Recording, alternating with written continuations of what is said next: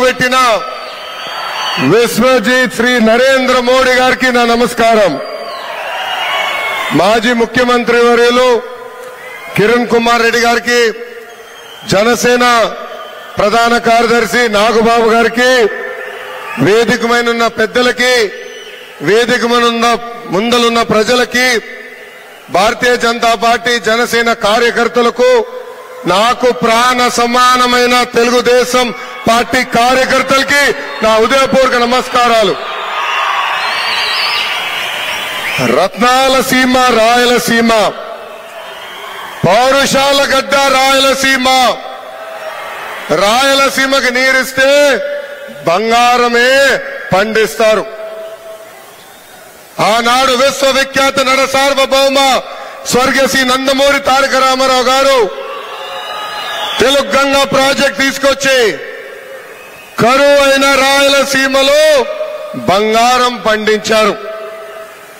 ప్రపంచంలోనే powerful leader మన నమో శ్రీ నరేంద్ర మోడీ గారు.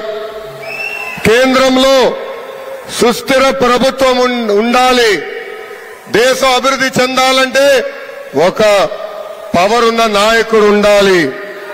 గత 10 ఏళ్ళు దేశం ఎంత అభివృద్ధి చెందిందో మనందరం చూశాము. మోడీ గారి మాటల్లో దమ్ముంది, మోడీ గారి నడకలో ఒక ధైర్యం ఉంది. మోడీ గారంటే దేశానికి కూడా ఈరోజు భరోసా ఉంది. Modi guarantee 100% made in India. Modi గారి నుంచి నేను 2 విషయాలు ఆదర్శంగా తీసుకుంటున్నా. మొదటిది, కన్న తల్లి హీరాబేన్ గారిని గౌరవిస్తాం.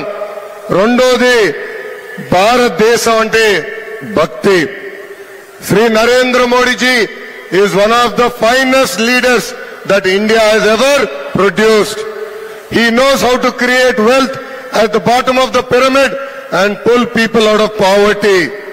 సంక్షేమ అభివృద్ధి 2 బ్యాలెన్స్ చేసి భారతీయులు తలెత్తుకుని నిలబడేలాగా చేసిన వ్యక్తి శ్రీ నరేంద్ర మోడీ గారు.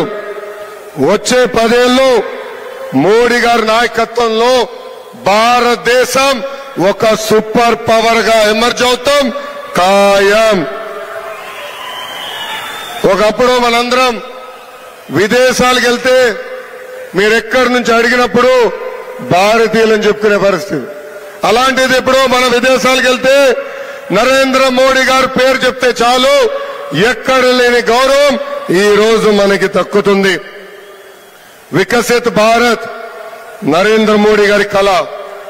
వికసిత్ రాయలసీమ చంద్రబాబు గారు పవనన్న కళ.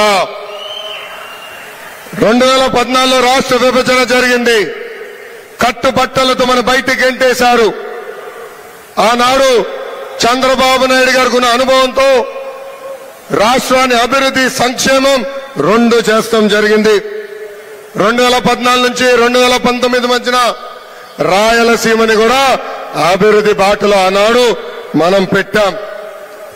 మనం గతంలో చూశాం, కొంతమంది ఫ్యాక్షన్ నాయకులు రాయలసీమతో రక్తం పారిస్తే చంద్రబాబు నాయుడు గారు నీరు పారిచ్చిన వ్యక్తి.